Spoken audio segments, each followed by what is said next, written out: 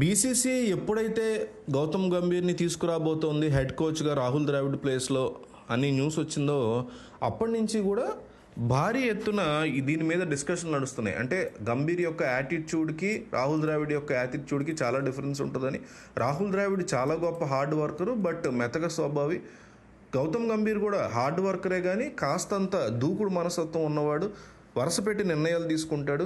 సీనియర్లు ఎవరైతే మగ్గిపోయి ఉన్నారో ఈ యొక్క మ్యాచ్ల్లో కాస్తంత ఫిట్నెస్ లేకపోయినా సరే దూర్చేసి ఆడేస్తున్నారు. అట్లాగే తన వాళ్ళని మాత్రమే తీసుకోవాలి అని సెలెక్టర్ల మీద ఒత్తిడి తీస్తున్నారు. సీనియర్లు కోహ్లీ అయినా, రోహిత్ శర్మ అయినా, పాండ్యా అయినా వీళ్ళందరినీ పక్కన పెట్టేస్తాడు, వీళ్ళందరినీ గౌతమ్ గంభీర్ వరుస పెట్టి తోసేస్తాడు అనేటువంటి మాటలు వినిపిస్తున్న నేపథ్యంలో సడన్గా వరల్డ్ కప్ గెలిచారు. ఆ వరల్డ్ కప్ గెలిచిన తర్వాత గంభీర్ వస్తున్నాడు.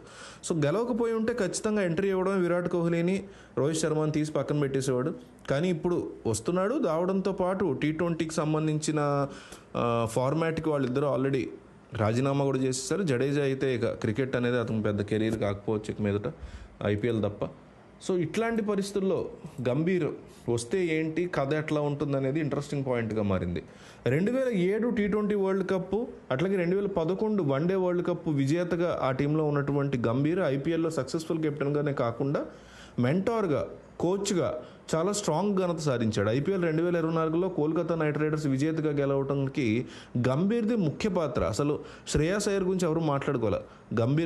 గంభీరే ఒక లెవెల్లో ఆటగాళ్లలో ఆత్మవిశ్వాసాన్ని నింపుతూ దూకుడుగా మంచి ఫార్ములాలు తీసుకొచ్చి జట్టును సిద్ధం చేశారని, ముఖ్యంగా సునీల్ నరేన్ విషయంలో గంభీర్ తీసుకొచ్చినటువంటి కొత్త ఎత్తుగడలు, నిర్ణయాలు భారీ ఎత్తున ముందుకెళ్ళాయని చెప్తారు. అయితే తానే కోచ్ అని BCCI అధికారికంగా ప్రకటించిన తర్వాత గంభీర్ సోషల్ మీడియా వేదికగా తన అనుభూతిని పంచుకున్నాడు. నిజానికి ఒక భావోద్వేగంగా పోస్ట్ పెట్టాడు.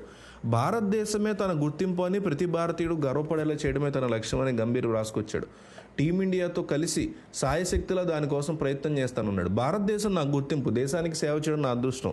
ఇతర టోపీలు ధరించినప్పటికీ తిరిగి వచ్చినందుకు ఎంతో గౌరవంగా భావిస్తున్నా. కానీ నా లక్ష్యం ఎప్పటికీ ప్రతి భారతీయుడిని గర్వపడేలా చేయడమే. 140 కోట్ల మంది కలలని బ్లూ జెర్సీ ధరించిన భారత జట్టు మోస్తూ ఉంటుంది. నేను సాయశక్తిలా ప్రయత్నించి ఆ కళల్ని సాకారం చేస్తా అంటూ గంభీర్ ఇచ్చినటువంటి ఒక ఎమోషనల్ పోస్ట్ చాలా ఇంట్రెస్టింగ్గా మనకి అనిపిస్తుంది.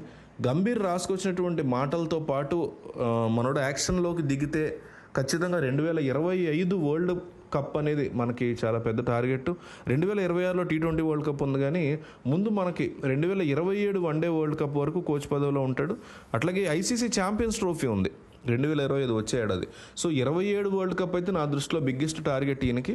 25 వరల్డ్ టెస్ట్ ఛాంపియన్షిప్ కానీ, 26 T20 వరల్డ్ కప్ కానీ కాస్త అవి బాగా పెర్ఫామ్ చేస్తే 27 వన్డే వరల్డ్ కప్, మనం 23లో ఓడిపోయాం. ప్రతి 4 ఏళ్ళకి ఒకసారి ఉంటుంది వన్డే వరల్డ్ కప్, 50 ఓవర్ల మ్యాచ్. సో దాన్ని మనం టార్గెట్గా రంగంలోకి దిగాలని, గెలవాలని, కొట్టాలని నేను చాలా గట్టిగా నమ్ముతున్నా. సో అడుగు పెట్టడమే సీనియర్ల విషయంలో స్ట్రాంగ్ నిర్ణయాలు తీసుకుంటాడు అనేటువంటి మాటలు, అంటే అవసరమైతే సీనియర్లు 3-4 ఉన్నారు, వీళ్ళలో ఒకళ్ళని పక్కన పెట్టేస్తాడు 50 ఓవర్ మ్యాచ్లో అనే మాటలు వినిపిస్తున్నాయి. మరి గంభీర్ ఎలాంటి నిర్ణయం తీసుకుంటాడు, మీకు ఏమనిపిస్తుందో ఒకసారి మీరు కూడా మీ కామెంట్లో మీ ఒపీనియన్ పంచుకోండి.